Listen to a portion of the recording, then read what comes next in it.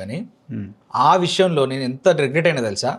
డబ్బు సంపాదించినాము, ల్యాండ్ కొనుక్కుందాము అని చెప్పేసి వెళ్ళినాం, కానీ ఈ ఒక్క చిన్న విషయం తెలియకపోవడం వల్ల సరే అదృష్టం బాగుండి అది మన వైపుకి అయిపోయింది, అది రిజిస్ట్రేషన్ అయిపోయింది. కానీ ఒకవేళ పోయి ఉంటే మాత్రము లైఫ్ స్పాయిల్.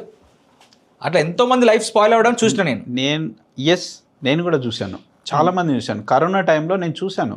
కరోనా టైంలో మా మదర్కి సీరియస్ అయ్యి ఐసీయూకి వెళ్ళి ఆక్సిజన్ ఉంటారు కదా, వెంటిలేషన్, అంత దూరం వెళ్ళింది. ఆమె లోపల ఉంటే బయట ఉంటే నా పక్కన నాతో పాటు ఉన్న వాళ్ళు ఉంటారు కదా సార్, నేను నా 10 సంవత్సరాల డబ్బులతోటి కష్టపడి సంపాదించిన డబ్బులతోటి నేను ఒక అసెట్ కొన్నా.